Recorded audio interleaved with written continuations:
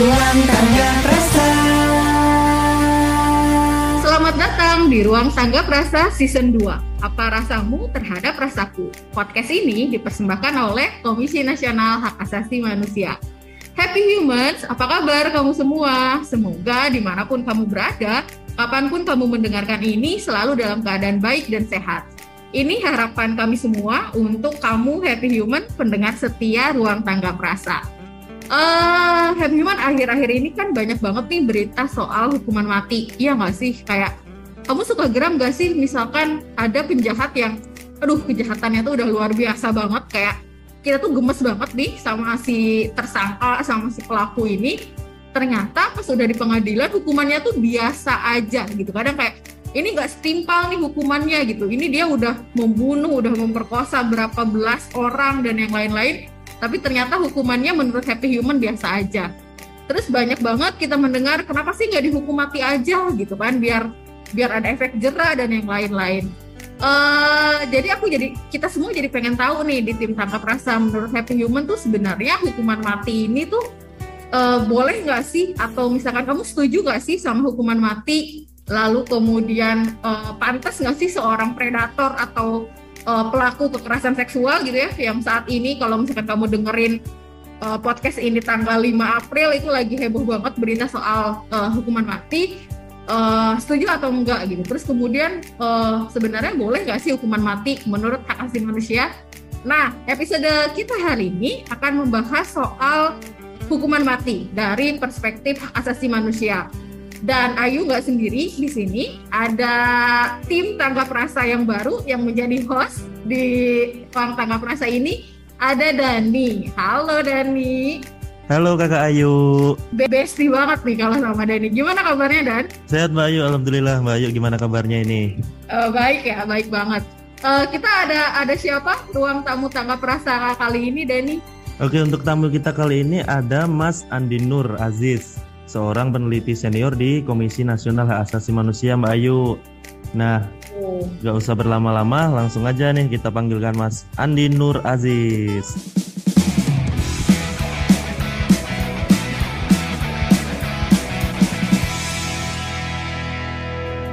Halo Kakak Ayu, Kakak Dani, apa kabar? Baik Mas Andi. Baik Mas Andi. Mas Andi gimana nih kabarnya nih? Sehat-sehat, alhamdulillah. Kakak Dani sehat semua ya, Kakak Ayu dan Kakak Dani. Sehat Mas Andi, sehat banget.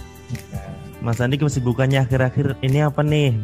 Ada penelitian apa nih? Iya, sekarang ini ada kita masih mencoba melanjutkan ini, bikin namanya dokumen standar norma dan pengaturan. Tentang penyiksaan ya, anti penyiksaan. Kemudian kemarin juga sudah selesai bersama dengan teman-teman itu mengirimkan istilahnya universal periodic review atau peninjauan berkala untuk dari Komnas HAM. Kita berkirim ke komite.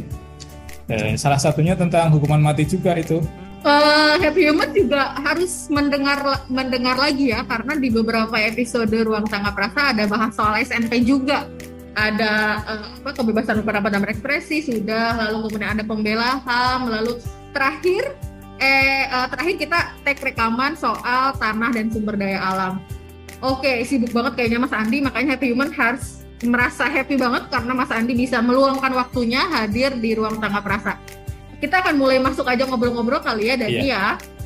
Oke, Mas Andi boleh nggak sih di awal kayak sebenarnya hak asasi manusia ini memperbolehkan nggak sih soal hukuman mati, atau misalkan gimana sih hak asasi manusia melihat hukuman mati ini Mas Andi? Sudah jelas ya sebenarnya Kakak Ayu ya, kalau hak hidup itu kita kan itu hak yang paling dasar ya. Kalau hak hidup itu hak yang paling dasar, hak asasi manusia yang paling dasar, mestinya tidak ada aturan apapun yang membolehkan untuk mencabut nyawa seseorang ya. Jadi kalau artinya dengan demikian, kalau hukuman mati sebenarnya itu ya tidak sejalan dengan hak asasi manusia tentang hak hidup gitu. Itu sih paling dasar sih Kakak Ayu untuk hak hidup ya. Oleh karena itu kalau ada yang bilang bahwa dia melakukan kejahatan, terus hukumannya harus timpal. Tentunya kalau kita menjatuhkan hukuman mati akan melanggar ini, bahwa kita mengakui hak hidup, mestinya ya tidak ada hukuman mati, karena hak hidup itu milik semua orang. Dengan hukum nasional gimana ya Mas Andi ya, menurut Mas Andi nih? Iya. Nah, ini masalahnya adalah sekarang di satu sisi kan kita mengakui setiap orang itu untuk hidup ya. Setiap orang berhak untuk melanjutkan kehidupannya. Nah, sebenarnya kalau di dalam konstitusi itu ya, teman-teman sekalian, Happy Human tahu bahwa di dalam undang-undang dasar kita sebenarnya itu sudah jelas ada jaminan untuk hak hidup itu di pasal 28I ya. Terus jaminan hak hidup itu adalah salah satu hak dari 7 hak. Jadi 1 dari 7 hak yang tidak dapat dikurangi dalam keadaan apapun. Nah, artinya apa? Dalam kondisi apapun, termasuk kondisi perang, kondisi musibah, bencana, itu hak hidup itu tidak boleh dikurangi oleh negara. Nah, itu jaminannya ada di dalam undang-undang yang paling tinggi ya di negara kita, itu di Undang-Undang Dasar 45. Nah, untuk lebih detailnya lagi ada juga di dalam Undang-Undang 39 tahun 99 itu juga tentang hak asasi manusia ya, Undang-Undang 39 tahun 99 itu juga melarang hukuman mati. Jadi hampir seluruh instrumen yang paling dasar tentang hak asasi manusia itu melarang hukuman mati. Ditambah lagi misalnya kan kemarin kita sudah mengesahkan tuh namanya ICCPR ya, Kovenant Internasional tentang Hak Sipil dan Politik ya. Itu di situ itu melarang juga hukuman mati. Nah, konvensi itu sudah diakui itu di negara kita, sudah menjadi hukum nasional karena sudah diundangkan menjadi undang-undang gitu. Jadi sebenarnya sudah jelas sih bahwa dalam peraturan perundang-undangan dasar tentang hak asasi manusia itu menjamin hak hidup dan melarang hukuman mati. Hanya beberapa undang-undang yang lain, misalnya yang paling sering kita pakai, misalnya kitab undang-undang hukum pidana, itu masih ada hukuman mati ya. Terus apa lagi ya yang paling banyak? Narkoba misalnya kan, narkoba itu paling banyak tuh, itu hukuman mati juga. Terus terorisme juga kalau nggak salah ya Mas Andi ya. Terorisme. Terus undang-undang tentang penerbangan itu hukuman mati. Nah, memang ada apa ya? Ada ketidaksinkronan ya, tidak harmonisan di dalam peraturan perundang-undangan kita itu. Satu sisi kita menjamin hak hidup, melarang hukuman mati, tapi di dalam peraturan perundang-undangan yang lain masih ada hukuman mati. Begitu kondisinya, Kakak Denny. Iya, ini banget sih Mas Andi, mungkin penasaran banget nih Happy Humans kalau misalkan begitu, apa namanya tuh tadi di awal sebetulnya mungkin ada yang bilang siapa yang bisa menjamin dengan hukuman mati lalu kemudian tindak kejahatan atau yang lainnya bisa hilang gitu kan? Enggak ya Mas Andi? Betul, lalu betul. Dari hak asasi manusia nih Mas Andi, sebetulnya penghukuman itu seperti apa sih? Yang bagaimana sih? Yang kalau misalkan dilihat dari perspektif hak asasi manusia, apakah karena misalkan kita mempunyai hak untuk hak untuk bergerak dan bebas berpindah, lalu kemudian ada hak untuk hidup ternyata yang nggak boleh dicabut sama sekali dalam kondisi apapun, lalu kemudian ada hak yang lain. Lalu kalau hukuman itu juga apakah bagaimana yang seharusnya dilihat dari perspektif hak asasi manusia? Apakah penjahat atau pelaku kejahatan ini juga akhirnya nggak perlu dihukum atas nama hak asasi manusia? Mungkin Happy Human penasaran itu tuh tadi gimana? Iya, kalau penjahat sih ya harus mendapatkan sanksi ya. Nggak mungkin kalau dia pencuri kemudian kita biarkan karena kita nggak mau menyiksa dia. Ya nggak fair juga ya, karena dia udah ngambil barang kita atau sudah melakukan pemukulan, kemudian kita biarkan, mereka juga nggak adil juga. Kan ada ada prinsip keadilan terhadap setiap orang. Hanya kemudian kan pertanyaannya kan, terus kalau misalnya hukuman yang paling tepat, yang bisa sesuai dengan tindakan yang dia lakukan seperti apa? Itu sebenarnya pertanyaan bagus juga. Kalau kita meyakini bahwa ada hak-hak yang tidak dapat dikurangi, ada 7 ya. Aku sebutkan satu persatu. Itu misalnya hak hidup, kemudian hak untuk tidak disiksa, kemudian hak untuk kemerdekaan pikiran dan aturan nurani, kemudian beragama, hak untuk tidak diperbudak, diakui secara hukum, pribadi, hak diakui sebagai pribadi di hadapan hukum, dan hak untuk tidak dituntut berdasarkan hukum yang berlaku surut. Nah, mestinya itu salah satu ini ya, prinsip-prinsip untuk penghukuman seseorang gitu. Nah, kemudian kenapa dia di penjara? Kan? Kenapa di penjara? Apakah itu tidak melanggar HAM? Sebenarnya itu ya melanggar hak seseorang. Orang di penjara kemudian dikurung itu melanggar HAM juga.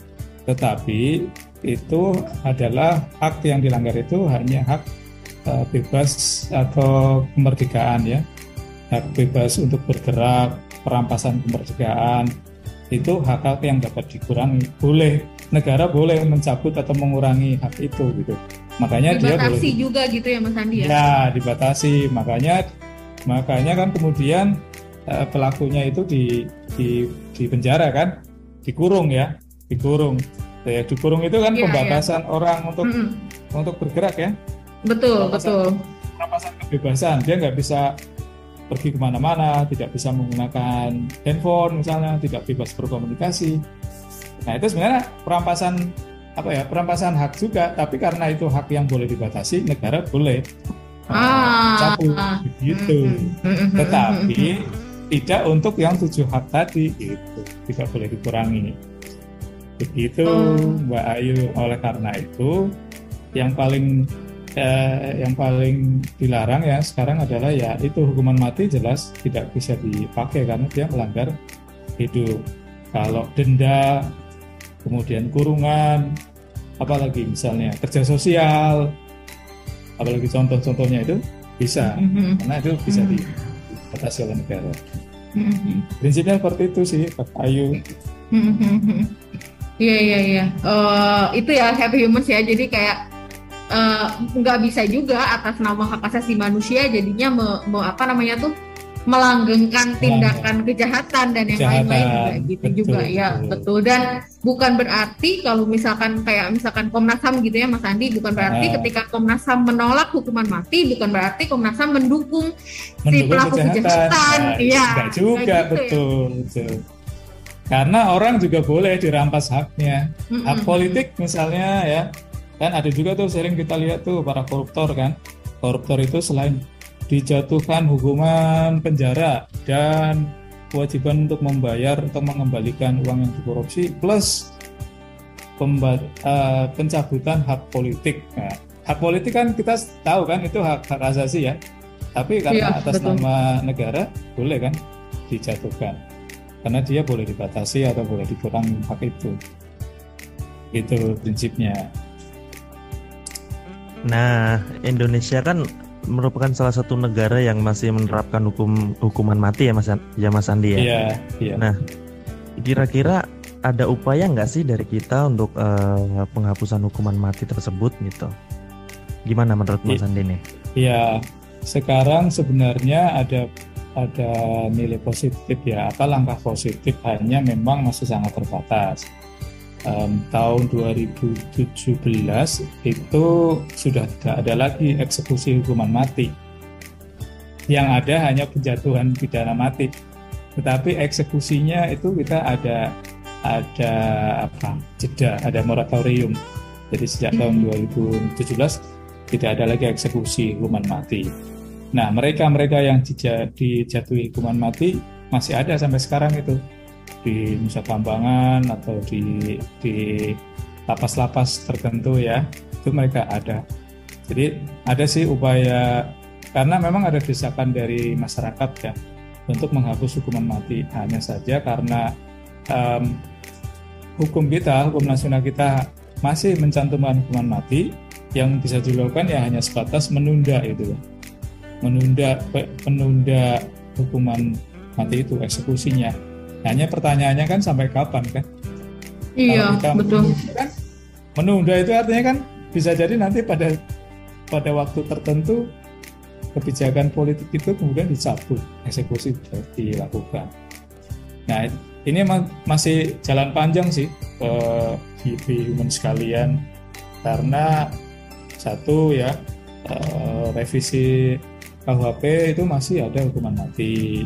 Kemudian undang-undang yang lain, peraturan perundang-undangan yang lain itu masih juga mencantumkan hukuman mati, belum direvisi begitu.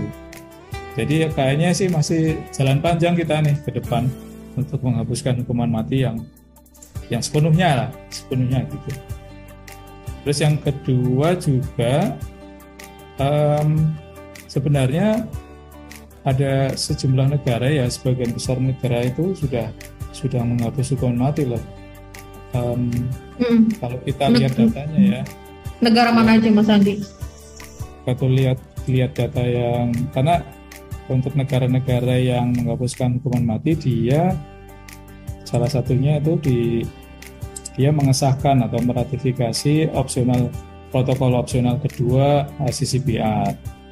Nah, protokol opsional kedua ini, ICCPR ini isinya adalah tentang penghapusan hukuman mati. Itu sampai saat ini itu sudah ada 90 negara, Kak Ayu dan Kak Dani, 90 negara yang sudah mengesahkan protokol opsional kedua ini. Tidak termasuk Indonesia ya, Mas Andi? Tidak termasuk Indonesia. Yang sudah itu kayak misalnya ini, bahkan Argentina, negara-negara kecil itu udah ratifikasi ya, Chile, Costa Rica gitu sudah ada. Kemudian tapi Indonesia yang belum itu, Indonesia, India, Iran itu belum meratifikasi.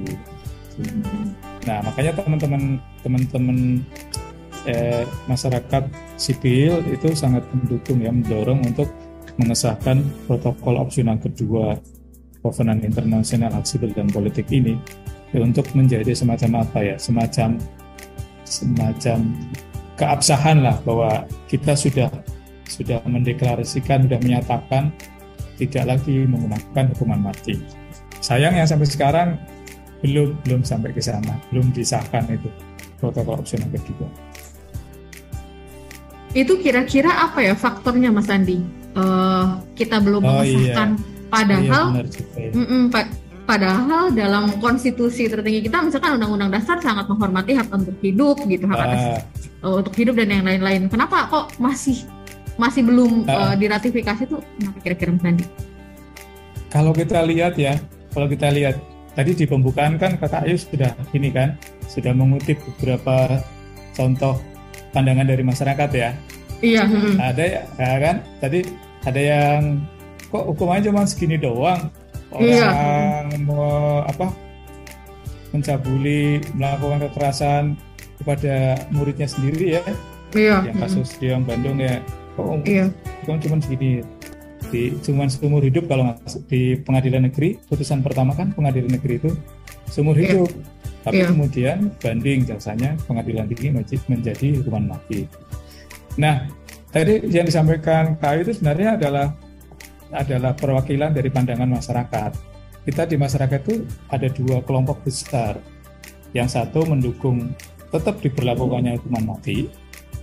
Terus yang kedua yang menolak hukuman mati. Yang mendukung hukuman mati biasanya disebut sebagai kaum retensionis gitu, retensi dari kata retensi, mempertahankan atau menyimpan. Jadi pertarungan yang kedua yang ingin menghapus, kita sebut sebagai kaum kelompok abolisionis, pengampunan, penghapusan gitu. Nah, dua kelompok ini itu masih sama-sama kuat, Kakak Ayu dan Kak Dani itu. Kelompok abolisionis dan kelompok retensionis itu masih kuat di masyarakat kita. Kenapa kemudian kalau kita, ini menarik nih, kalau kita baca berita kemudian kan ada nggak yang suka melihat komentar-komentar netizen di bawahnya? Iya. Itu masih banyak gitu kan, berita tentang Heri Wirawan itu baca aja di bawahnya untuk setidaknya melihat sedikit gambaran di masyarakat itu dari komentar netizen di bawahnya itu. Bahkan kayaknya sih sebagian besar malah sangat setuju dihukum mati gitu. Nah itu pandangan masyarakat masih sangat kuat di antara dua kelompok tadi, yang ingin menghapus sama yang ingin tetap mempertahankan atas nama ini balas dendam istilahnya gitu. Kalau dia melakukan pembunuhan ya harus kita hukuman mati gitu. Nah padahal sebenarnya sekarang itu ada perubahan cara pandang soal penghukuman. Kalau sebelumnya kan penghukuman dianggap sebagai balas dendam, tapi sekarang sudah bergeser. Penghukuman itu bukan sebagai balas dendam lagi, tapi sebagai langkah koreksi, langkah perbaikan untuk memperbaiki tidak hanya pelakunya, tetapi juga sebenarnya situasi masyarakat secara umum. Maksudnya adalah apa sih yang membuat mereka melakukan itu, apa sih sebenarnya? Kan kita harus tahu kan? Ya. Karena biar nggak terulang gitu. Kalau orang dia melakukan kejahatan, ini ada apa sih di masyarakat kok selalu berulang? Pengedar narkoba masih selalu berulang muncul terus pelakunya, kejahatannya terus. Jadi bersifat koreksi gitu. Itu. Jadi ya itu kembali lagi karena masih kuatnya dua golongan tadi, Ayu dan ini. Gitu. Menarik banget ya, ternyata ada penggeseran paradigma juga ya soal penghukuman, karena iya sih, mungkin happy human termasuk aku juga kadang kalau hukuman itu kan berarti emang untuk balas dendam aja. Balas dendam, iya. Kadang kita nggak sadar kan ya. Iya. Kadang-kadang kita ceplosan loh. Kadang-kadang yang namanya bahkan ya mungkin kita sendiri ya. Kadang-kadang keceplosan juga bahwa tindakan A ya harus dibalas A gitu. Tetapi kalau hukuman mati ya dia pembunuh ya harus dibunuh gitu. Nah itu masih ada tindakan balas dendam itu. Padahal sekarang udah gitu. Tapi yang paling menarik sebenarnya adalah sekarang kalau hukuman mati itu sekarang sudah banyak yang menyadari bahwa dia tidak bisa menyelesaikan atau mengurangi kejahatan sebenarnya. Itu sudah ada. Pertama bahwa kita sampai saat ini kita belum mendapatkan bukti bahwa hukuman mati itu mengurangi tindak kejahatan. Kan nggak ada kan? Artinya begini. Kayak gini, narkoba lah contohnya ya, narkoba yang paling sering karena yang paling banyak narkoba lah. Nah, narkoba kan hukuman mati semua tuh kan, rata-rata kan pengedarnya, hampir semuanya hukuman mati. Iya. Tetapi tindakan kejahatan narkoba menurun nggak sampai sekarang? Enggak ya pemirsa. Iya. Artinya apa? Artinya yang mengatakan bahwa hukuman mati itu sebagai efek jera untuk menuju penghapusan tindak kejahatan narkoba enggak juga kan? Kalau masih ada muncul itu kan sampai sekarang gitu. Nah itu kan bukti satu kan. Yang kedua adalah disadari bahwa beberapa kasus hukuman mati itu dia salah menjatuhkan hukuman mati gitu. Ada beberapa sering kita dengar legenda-legenda kisah legenda tentang kesalahan hakim menjatuhkan hukuman mati ya, itu kan banyak. Artinya apa? Proses persidangan yang ada sekarang itu masih menyimpan ketidaksempurnaan. Ada banyak potensi kekeliruan dalam menjatuhkan hukuman. Nah, bayangin seseorang A misalnya, keluarga kita atau siapapun itu dijatuhi hukuman mati, ternyata pelakunya bukan dia, tetapi baru ketahuannya setelah dieksekusi mati. Gimana itu? Menghidupkan kembali gimana caranya? Nggak bisa kan? Gitu. Aku jadi ingat film The Green Mile. Dani udah nonton belum? Yang Tom Hanks ya. Itu juga sama cerita soal John Coffey yang dihukum mati, ternyata memang bukan pelakunya dia dan udah dieksekusi, jadi ketahuan kebenarannya setelah eksekusi kan. Ya terus mau gimana gitu. Ya dan ini itu perspektif aksi manusia di situ ya sebetulnya. Mau gimana? Iniannya. Nah makanya kan kemudian gini jadinya hukuman mati itu sebenarnya menutup kemungkinan perbaikan ya, menutup kemungkinan orang menjadi baik, lebih baik ya, kembali menjadi baik. Terus yang kedua adalah menutup kemungkinan koreksi atas kesalahan penjatuhan hukuman gitu, perbaikan atas kesalahan proses pengadilan. Kan nggak mungkin lagi artinya kan dengan demikian, kalau proses pengadilan salah, sudah dijatuhi hukuman mati, udah mati, terus baru ketahuan salah ininya prosesnya, ya sudah terlanjur. Jadi itulah beberapa kelemahan hukuman mati. Iya, luar biasa sekali ya Mas Andi ya. Tidak kerasa loh Happy Human, ternyata waktu kita tuh udah berjalan hampir 35 menit loh. Nah, sebagai pertanyaan pamungkas ya mungkin ya. Nah, kira-kira dari Mas Andi nih, ada pesan dan kesan gak nih buat Happy Human yang sedang dengerin podcast kita kali ini nih terkait hukuman mati nih? Ya, kita memahami ya, memaklumi bahwa tindakan kejahatan itu kan dia mengusik rasa kemanusiaan kita kan ya. Misalnya kita membayangkan adanya korban-korban, membayangkan para korban yang menjadi korban dari tindak penganiayaan atau pembunuhan atau mungkin kekerasan seksual. Kita sama-sama memahami itu sangat melukai rasa kemanusiaan kita. Tetapi memang di dalam prinsip hak asasi manusia, namanya hak hidup, itu tidak ada satupun alasan seseorang untuk mencabut nyawa orang lain. Jadi prinsipnya adalah tidak ada alasan dari manapun, dari siapapun yang membolehkan, yang memberikan kewenangan kepada siapapun termasuk negara untuk mencabut nyawa seseorang. Yang mencabut nyawa seseorang itu kan hanya Tuhan ya, Gusti Allah SWT itu dialah pencabutnya kan. Nah, itulah yang kemudian menjadi dasar lah bagi kita bahwa hanya Tuhan yang bisa mencabut nyawa seseorang. Oleh karena itulah kita mengakui bahwa adanya hak hidup, dan artinya hukuman mati sebenarnya sebuah hukuman yang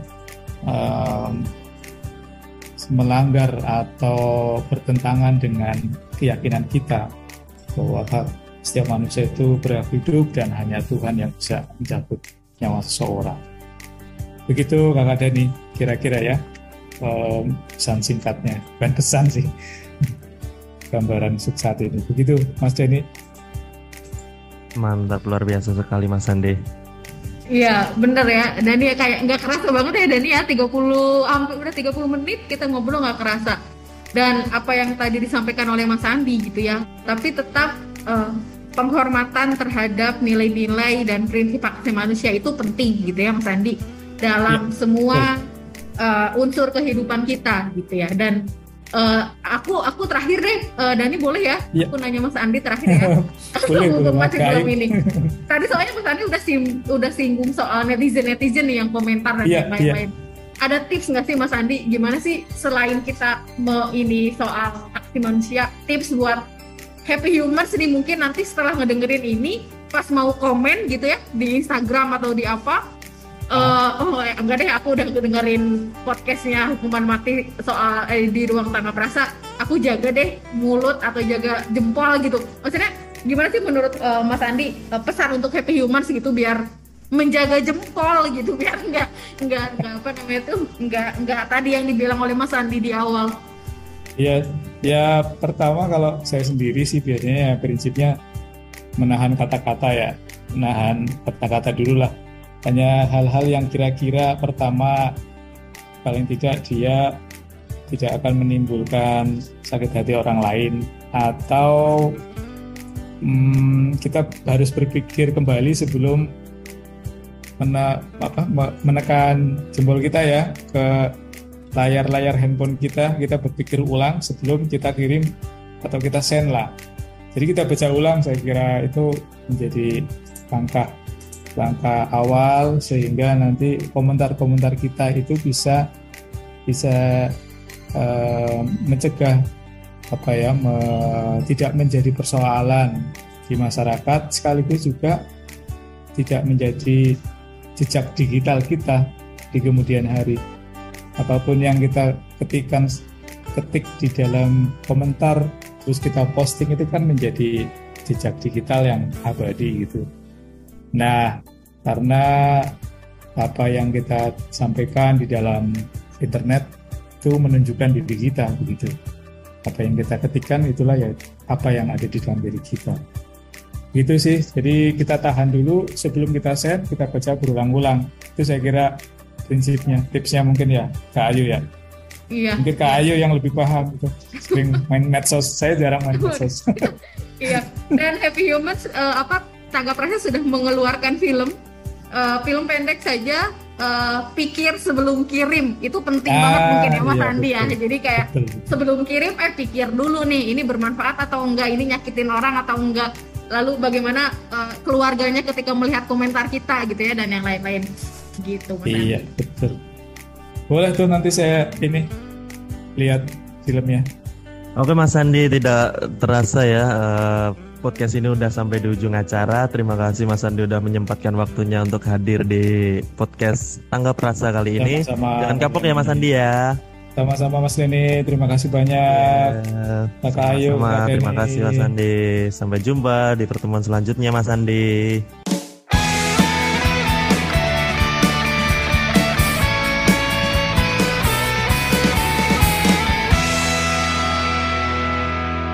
Oke, Happy Humans, seru banget ya obrolan tadi aku, Dani, sama Mas Andi soal hukuman mati.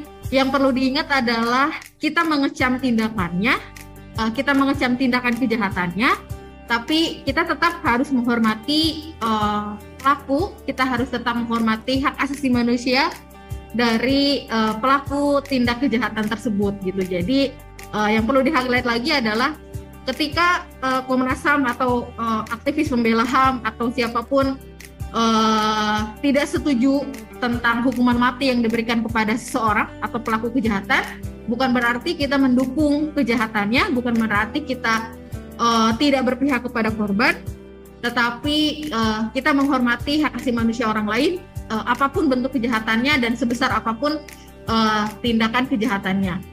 Dan hukuman itu tetap ada, tetap harus dijalankan sebagai akibat dari perbuatan atau tindakan yang dilakukan, tapi tetap berdasarkan nilai-nilai hak asasi manusia. Kira-kira gitu ya Dani ya? Iya benar sekali Mbak Ayu. Oh iya Happy Human semua, kami masih menantikan feedback atau saran dari Happy Human loh.